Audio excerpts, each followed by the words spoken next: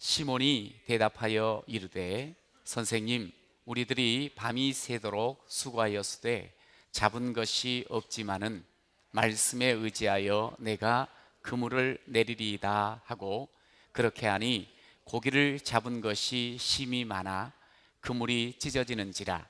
이에 다른 배에 있는 동무들에게 손짓하여 와서 도와달라 하니 그들이 와서 두 배에 채움에 잠기게 되었더라. 시몬 베드로가 이를 보고 예수의 무릎 아래에 엎드려 이르되 주여, 나를 떠나소서, 나는 죄인이로소이다 하니, 이는 자기 및 자기와 함께 있는 모든 사람이 고기 잡힌 것으로 말미암아 놀라고, 세베대의 아들로서 시몬의 동업자인 야고보와 요한도 놀랐습니다. 예수께서 시몬에게 이르시되 무서워하지 말라, 이제 후로는 네가 사람을 취하리라 하시니, 그들이 배들을 육지에 대고 모든 것을 버려두고 예수를 따르니라. 아멘. 예수님 당시에 많은 사람들이 예수를 찾아왔습니다. 1절에 보면 무리들이 몰려왔다, 그렇게 말씀했어요. 무리가 몰려왔다. 누구에게? 예수께. 예수를 만나고 싶은 거예요. 그래서 인산인해를 이루며 이 게네사렛 호숫가에 사람이 몰려듭니다. 제가 이 광경을 이렇게 가만히 상상을 하면서 떠오르는 동화가 생각났어요. 뭐냐면 엄마 찾아 산말리. 어떻게 좀 기억이 팍 나요? 한 19세기 중반이니까 상당히 오래된 그런 명작 동화인데, 아미치스라고 하는 이태리 작가가 이제 이태리 제노바에서 아르헨티나 부에노스 아이레스에 있는 그 엄마를 찾아서 아이가 12살 먹은 아이가 가는 과정들. 집이 참 가난했어요. 그래서 돈 벌러 엄마가 가신 거야. 엄마가 너무 보고 싶어, 너무 그리워. 그래서 떠납니다. 근데 떠나는 그 과정들을 그리는데 이 마르코라는 소년이 결국 포기하지 않습니다. 왜? 엄마에 대한 사랑이, 그리움이 너무 크다 보니까 어려운 많은 일들을 맞지만 포기하지 않아. 그것을 이렇게 보면서 어릴 적에 막 가슴이 졸였어. 야, 포기하면 안 되는데, 가야 되는데. 춥고 배고프고 쓸쓸하고 힘든 그런 길, 그러나 또 반복되어지는 그런 절망스러운 상황도 엄마에 대한 사랑 때문에, 그리움 때문에 한 걸음 한 걸음 앞으로 나아가게 됩니다. 결국에는 열매를 맺게 되지요.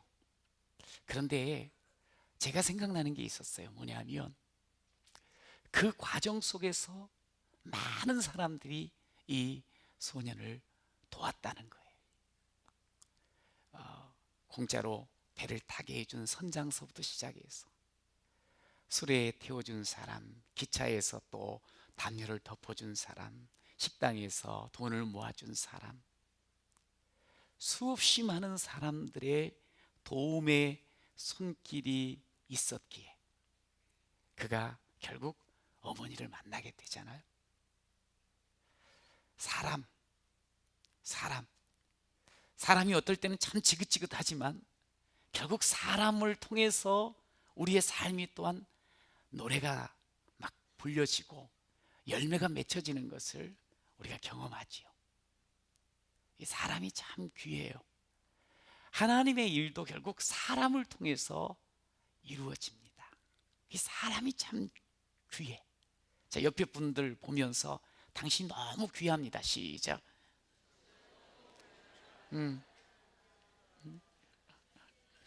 사람이 귀해. 너무너무 귀해요. 서로 돕거든요. 근데 이제 어떤 사람이 인생의 참된 주가 되신 예수님을 만났어. 이거는 너무 큰 축복이고 너무 큰 감동이거든요. 그 사람이 뭐 돈이 많았던 가난했던 많이 배웠던 적게 배웠던 힘이 있던 힘이 없던 사실은 예수를 만나기 전에는 고아예요, 고아. 그런데 예수를 만나서 자녀가 됐어요. 하나님의 자녀가 되었어요. 이거 인생의 최고의 축복이죠.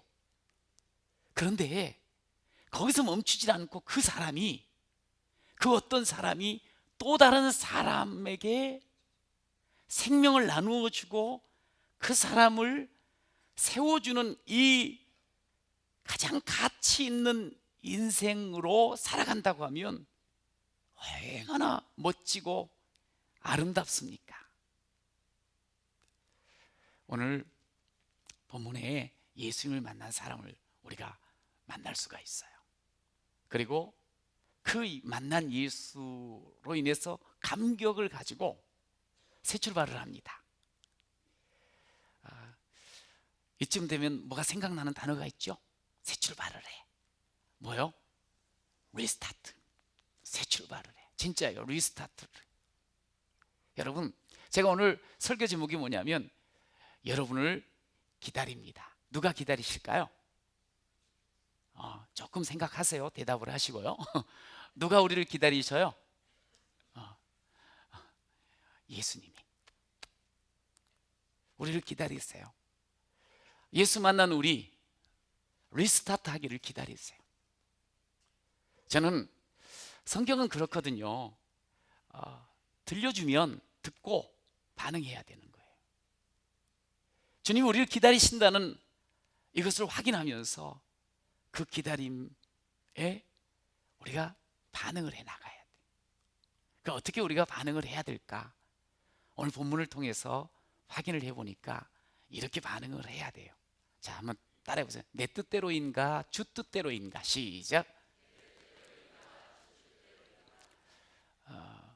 5절 우리가 읽었는데 중반 이후에 보니까 말씀에 의지하여 내가 그물을 내리겠습니다 하는 베드로의 말을 우리가 듣게 돼요. 너무너무 유명한 말이에요. 말씀에 의지하여. 말씀에 의지하여. 예수님을 사람들이 많이 찾아왔어요. 왜? 예수님이 계시는 곳마다 기적이 일어났거든요. 그거 보고 싶었어요. 사람들 너무 신기했어. 너무 놀라웠어. 그런데 그 많은 사람들에게 찾아온 사람들에게 예수님은 어찌 보면 기적보다는 말씀하고 싶어 하셨어요. 예수님은 하나님의 말씀을 들려주셨어요. 오늘 이 본문에 보니까 늘 일하던 곳에서 열심히 일을 했는데 밤이 새도록, 근데 잡은 것이 없어요. 소득이 없어요. 사실 낙심되고 실망했겠지요. 그때 예수님이 그에게 이렇게 말을 합니다. 깊은 데로 가서 그물을 내려라. 그런데 그물을 내리게 돼요. 말씀에 의지하여. 그렇게 순종을 했더니 그야말로 너무나도 많은 물고기를 잡게 되었습니다. 그래서 오늘 본문에 보니까 놀랬다 그랬어요. 놀랬어. 사람들이 그것을 보면서 그것을 체험하면서 놀라웠어요. 자, 이제 우리가 한번 생각을 해보는 게 지금 이 자리에 들어가서 물고기 깊은 데 가서 잡으라 그래서 설마 그러면서 하여간 말씀의 의자에 딱 그물을 내려서 올리는데 이게 올리기가 힘들 정도로, 그래서 동무들에게 손짓하여서 와서 같이 도와달라고 할 정도로 그렇게 해서 올렸더니 너무너무 많은 고기를 잡게 됐어요. 그러면 우리의 반응은 어떤 반응일 것 같아요? 아마 나같이 좀 이렇게 감동을 잘하는, 우와, 여태까지 이런 일이 없었어 막 그러면서 소리를 크게 질렀을 것 같아요. 그러면서 그러지 않았을까 하는 생각이, 와, 예수님 감사합니다. 생각지도 못한 이런 엄청난 수확을 거두게 했어서 너무너무 감사합니다. 와, 감사합니다. 그러지 않았을까요? 여러분들 가만히 계셨을 거야. 눈만 껌뻑껌뻑 뜨면서. 그래도 막 너무 막 좋아가지고 감사합니다, 감사합니다, 그렇게 이야기를 했을 것 같아요. 그런데 감사하다는 그런 그 표현보다 여기에 베드로가 예수의 무릎 아래에 엎드리면서 주님, 나를 떠나소서, 내가 죄인입니다, 그 말을 했다는 거예요. 우와, 야, 이렇게 나를 오늘 이번에 그냥 한순간에 역전 대박, 우와, 감사합니다 안 하고 주님, 나를 떠나소서, 내가 죄인입니다, 이 고백이 있었어요. 왜 이런 고백을 했을까? 막 감사해야 될 것 같은데, 물고기 보면서 감사해야 될 텐데. 그런데 베드로가 물고기를 잡아 끌어오면서 배에 가득 채워놓고 물고기가 보이는 게 아니에요. 갑자기 주님이 더 생각이 나는 거예요. 예수님이 생각이 나는 거예요.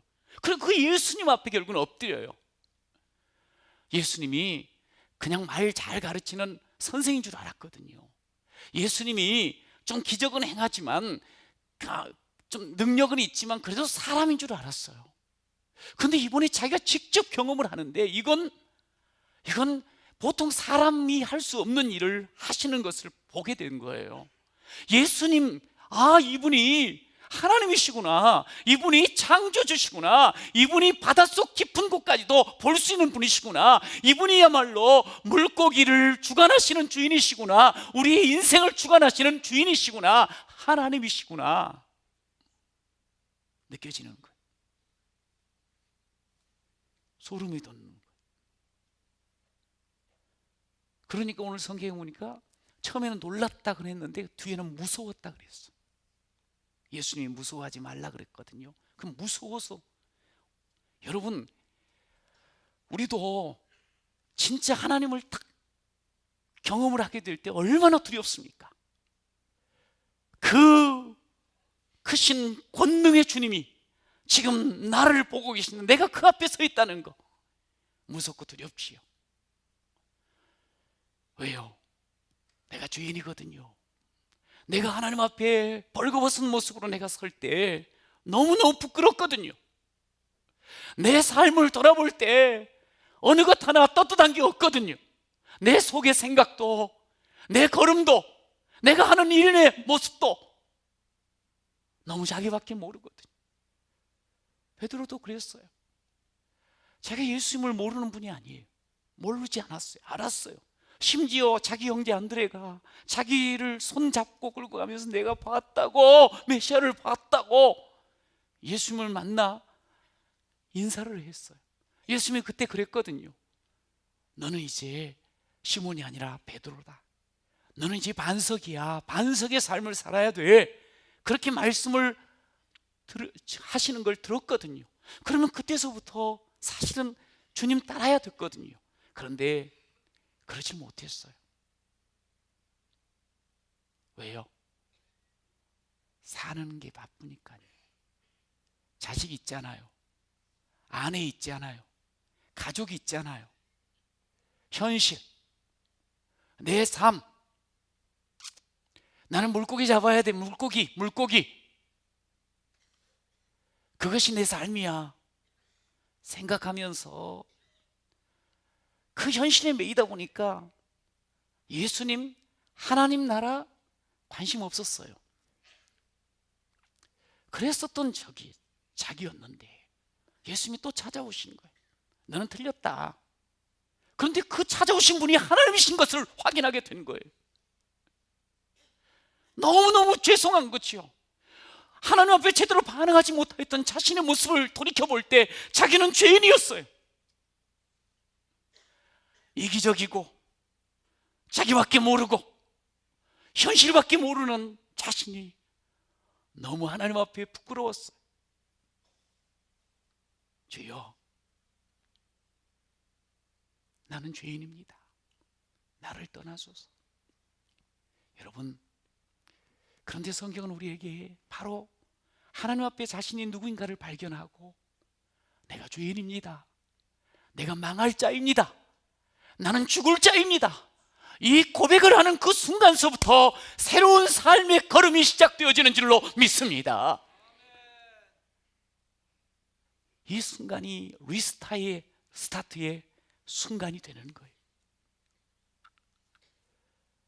오늘 베드로가 예수님을 선생님이라고 부르지 않습니다. 주여, 주님이라는 거예요. 자기의 어마어마한 죄악들, 망할 수밖에 없고 이제는 끝장날 수밖에 없는 자신을 주인 되어 찾아오신 분이라는 거죠. 그러면서 오늘 주님이 뭐라 그러세요? 내가 죄인입니다, 나를 떠나소서. 무서워하지 말아라. 여기 무서워하지 말라는 말 속에는 내가 알아, 그러나 내가 너를 용서해 준다, 내가 너를 새롭게 한다. 할렐루야.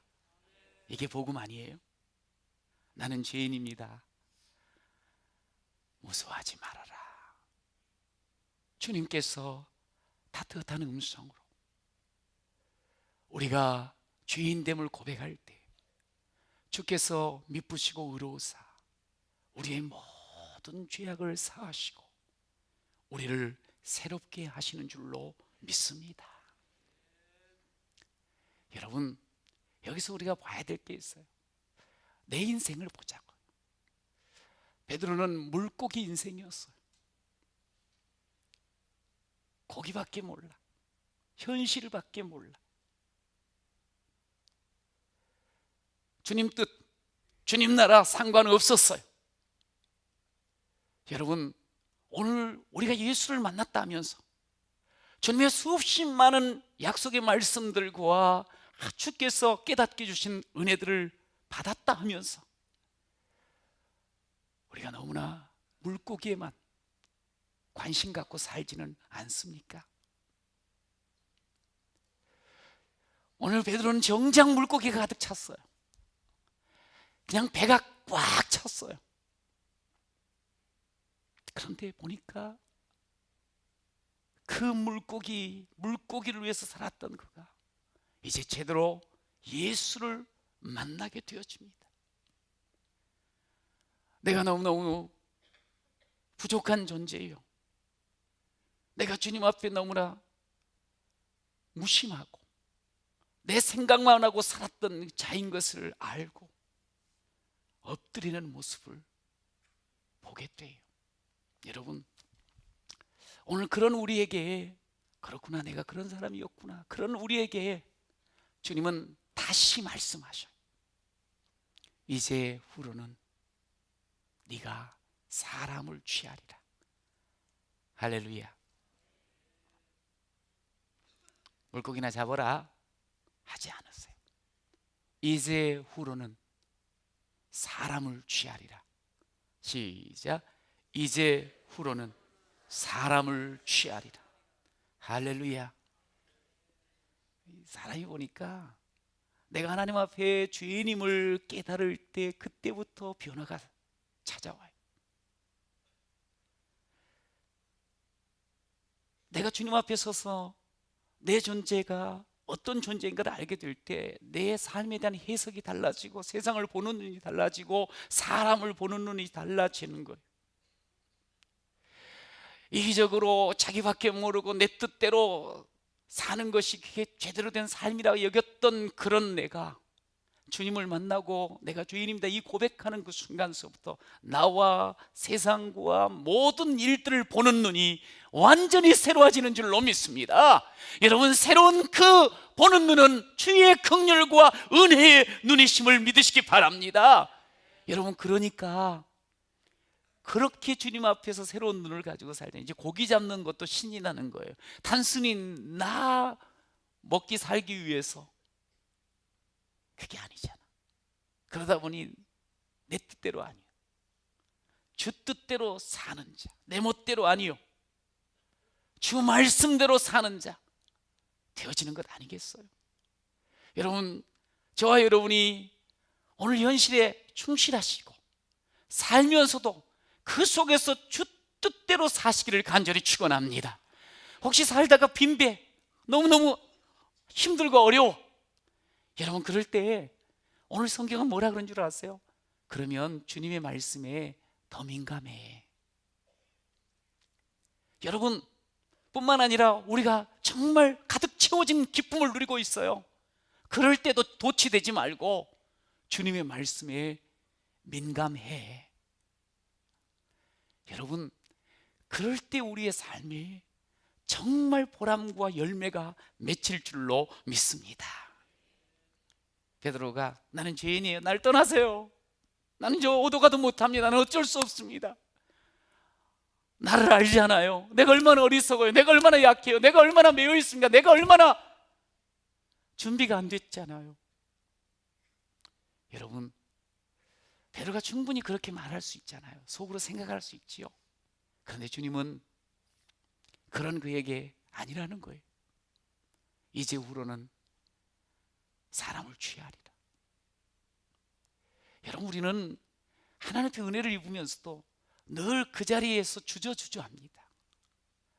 반응하며 일어나서 가야 되는데 일어나지 못하고 여전히 나는 약합니다, 준비가 안 됐습니다, 부족합니다, 죄투성입니다.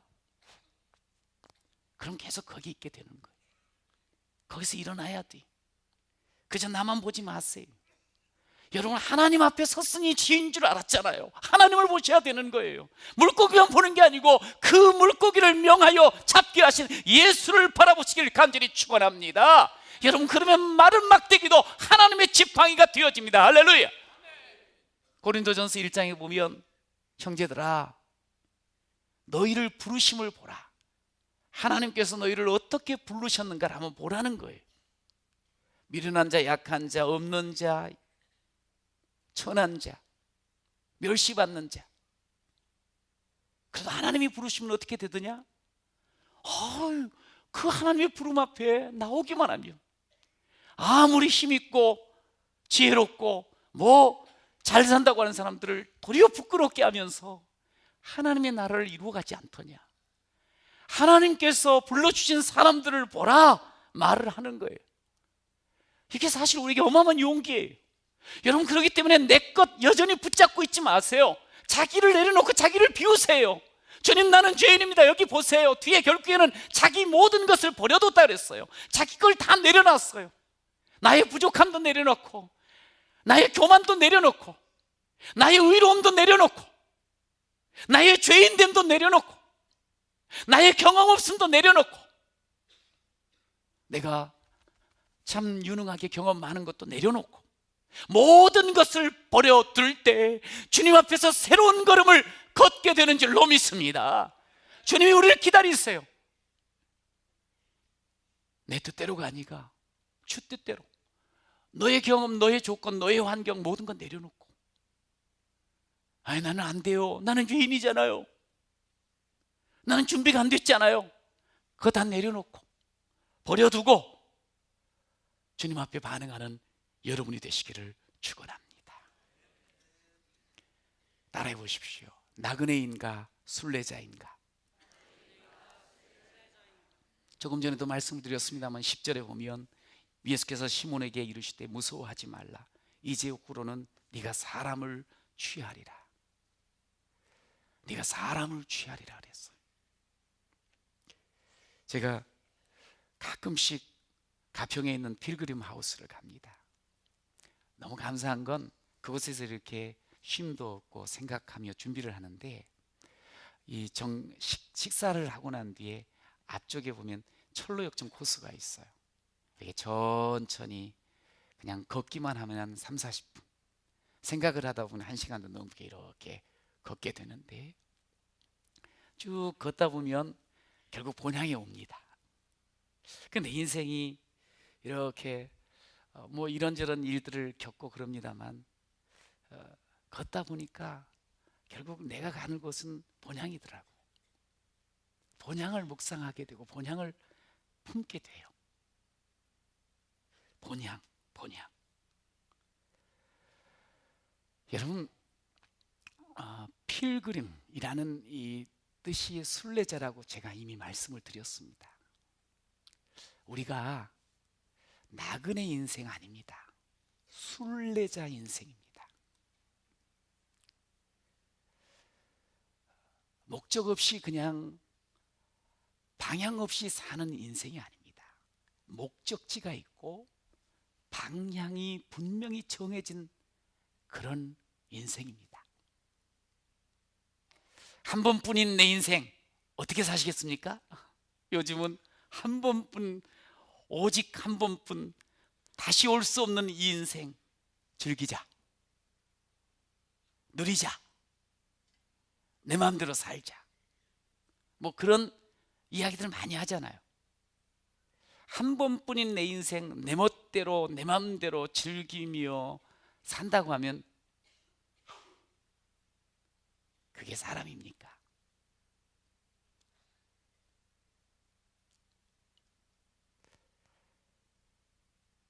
방탕할 수밖에 없어요. 순례자, 우리는 신앙생활하는 사람이에요. 신앙생활은 내 멋대로 아니에요. 아까 말씀대로 주 뜻대로예요. 주님의 하나님의 다스림을 받고 인도를 받아 하나님의 나라를 이루어가는 사람이 신앙생활하는 사람이. 순례자가 신앙생활하는 사람은 순례자예요. 순례자. 목적이 있어요. 지시하는 길이 있어요. 가다 보니 힘들고 어려움을 만납니다만 그러나 길이 있어요. 그 길을 가는 것, 그러면서 주의 뜻을 이루는 자가 순례자의 삶인 줄로 믿습니다. 우리는 누구나 다 똑같이 삶을 살다 보면 필요를 느끼게 되고 유혹을 받게도 되고 순간순간 선택해야 할 일들이 참 많이 있습니다.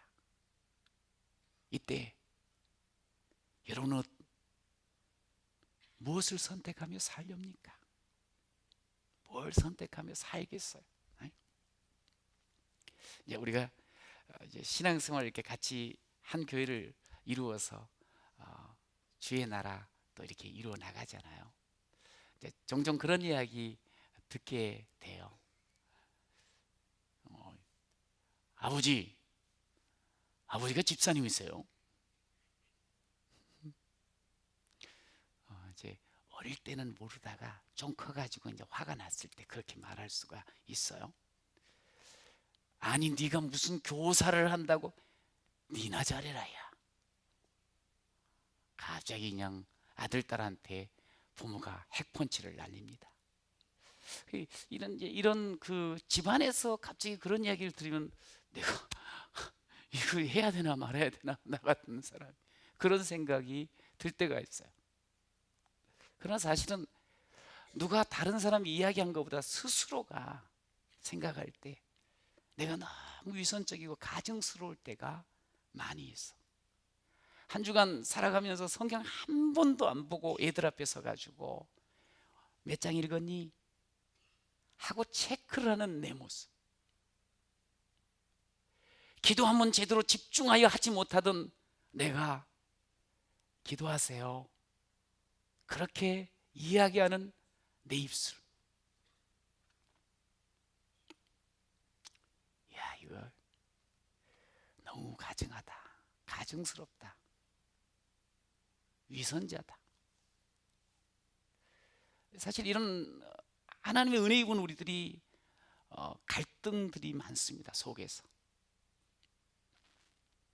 그러다 보니까 이런 그 조금 자유롭고 싶어가지고 내가 좀 확실하게 거룩해지고만 내가 준비가 확실히 되면 내가 완전히 좀 온전해지면 그때 그럼 이런 일을 해야 되겠구나. 못하겠습니다. 뭐 이제 이런 말을 하시는 분을 우리가 볼 수가 있어요. 또 어떤 경우는 열심히 이렇게 하는데 알아주질 않은 거야. 도리어 안 좋은 소리 듣게 돼. 완전히 그냥 기분 상해져 버려. 야, 이제 멈추라는 사인이구나.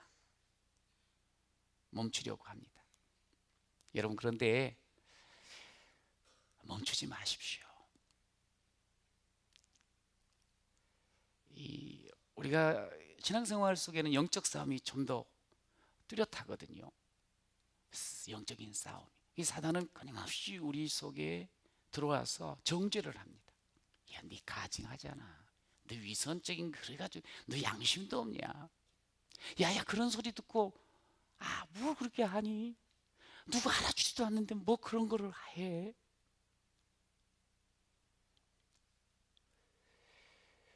그러면서 자꾸만 가다가 멈추고 쓰러지게 만들고 자꾸만 주의 뜻과 멀어지게 하는 그런 이 속삭임들이 있어요. 우리가 그런 것을 늘 경험해요. 그러면서 자꾸 이것저것 이유와 어떤 핑계를 찾으면서 뒤로 서려고 하는 그런 마음이 있어요. 주님 앞에 가까이 가야 돼요. 주님에게서 멀어지면 안 돼요. 부족해요. 내가 죄인이잖아요. 내가 어떨 때는 위선적인 모습이 있어요. 잘해보려고 하는데 잘 안 되더라고요. 바로 그런 마음 가지고 주여, 제가 죄인이십니다. 주님 날 도와주세요. 나 좀 잡아주세요. 하고 주님 앞에 더 가까이 가는 여러분 되시길 축원합니다. 힘들어도요, 순종하십시오. 부르심에 순종하십시오. 기다리심에 순종하십시오. 이해가 안 돼도 순종하십시오. 하나님이 하라고 명하신 것 붙잡고 해보십시오. 주께서 감당할 힘을 주실 줄로 믿습니다. 반드시 승리하게 하실 줄로 믿습니다. 여러분, 주님 가신 그 길을 보십시오. 십자가의 그 길 보십시오. 사람 살리는 길이었습니다. 사람 돕는 길이었습니다. 사람에게 행복을 주는 길이었습니다. 그러나 그 길을 걸으시는 그 예수님에게 얼마나 많은 유혹과 얼마나 많은 비난과 얼마나 많은 천시와 멸시가 왔습니까? 그래도 갔어요. 멈추지 않으셨어요. 왜요? 살리고 세우는 이 일, 도와주는 일, 인생의 가장 가치 있는 일이거든요.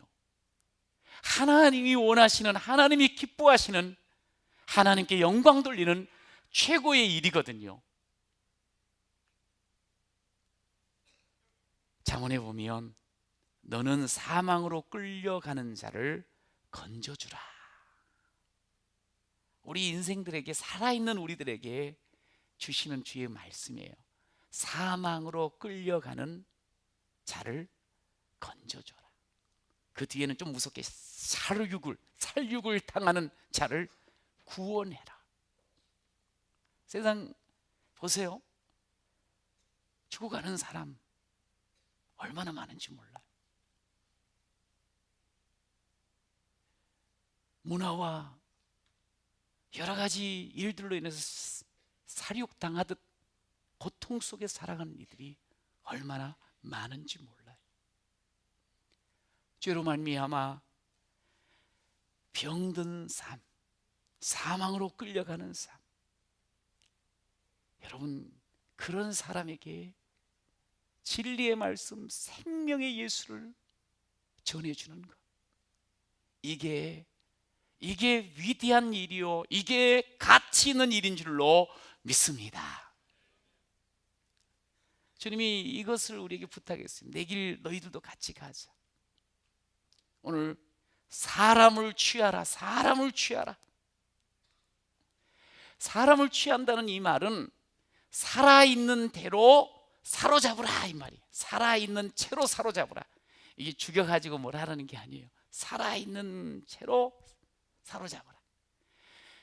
살아있는 사람 제대로 잡을 수 있어요? 도와준다고 하는데 상대는 또 오해를 할 때도 많고 여기저기 그냥 넉비공처럼 튀어나가는데요, 너무너무 힘들지요. 그런데 우리 주님은 살아있는 채로 사로잡으라는 거예요. 살려주라는 거예요. 제대로 잡아주라는 거예요. 자, 그러다 보니까 오늘 베드로가 고백하는 거예요. 사람을 취하리라 그럴 때 모든 것을 버려두었다는 거예요. 자기의 경험, 자기의 어떤 생각들을 가지고는 그럴 수가 없는 거예요. 모든 것을 버려야 돼요. 하나님의 영광을 위해서, 주의 뜻에 반응하기 위해서 버려야 돼요. 나의 약함도 내려놓고 버리고, 나의 경험도 내려놓고 버리고, 나의 의로움도 내려놓고 버리고, 여러분, 그러면서 오직 주의 영광 위해서, 그리고 주께서 사람 취하라고 하는데 사람들의 행복을 위해서 이거 하라는 거죠. 그러니까 버려야 되는 거예요. 자기를 죽여야 되는 거예요. 그게 순례자의 삶이에요. 여러분, 저는 하나님께서 오늘 여러분들에게 다시 한번 기다리시면서 요청하는 게 있어요. 한번 따라해요. 사역의 문을 열겠습니다. 시작. 이 문이 있어. 문을 열지 않으면 그 집 못 들어가요. 문 열어야 돼. 사역의 문을 열어야 돼. 그래야지 순례자의 삶을 살 수 있어요. 그래야지 주의 뜻을 매 순간 경험하면서 살아갈 수가 있어요.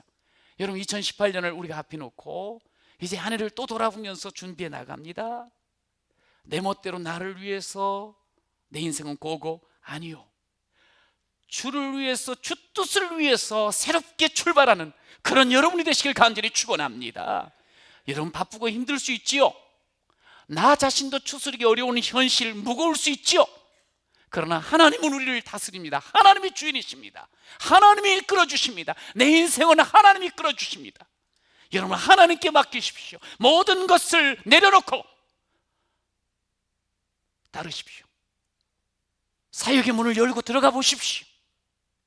그러면 하나님이, 예수님이 어디 있느냐고 예수님 찾아 산만리를 걷고 있는 사람들을 도와줄 수 있는 사람이 됩니다. 그들과 함께 찬양할 수 있는 그런 놀라운 복을 누리게 됩니다.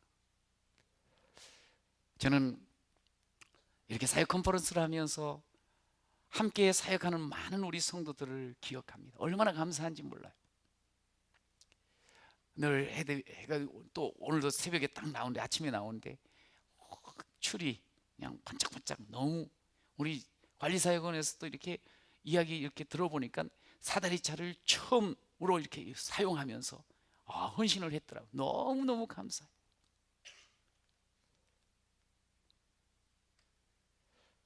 교육, 목양, 새가족, 양육, 재정, 차량, 이 모두가 지금 기다리는 곳이, 문 열고 들어오길 기다리세요. 이번 토요일 같은 날은 교사대학이 있습니다. 우리 어린 영아로부터 청년들까지 많은 다음 세대의 주역들이 있습니다. 문을 열고 들어갈 때 그들이 보입니다. 그들을 도울 수 있습니다. 내가 부족해도 주님 앞에 순종하면 주께서 힘 주십니다. 감당할 힘 주십니다. 주저하지 마십시오. 문을 열고 들어오십시오. 그리고 같이 하나님 나라를 이루어 나가십시다. 그 길을, 순례자의 길을 걸읍시다. 그러면서 하나님 앞에 하나님의 뜻을 이루어 나가는 존귀한 여러분 되시길 간절히 축원합니다. 이왕이면 전심전력하여 이를 함께 감당함으로 말미암아 하나님의 나라를 이 지역과 온 땅에 퍼뜨려 나가는 그런 우리 모든 성도 되시길 간절히 축복합니다.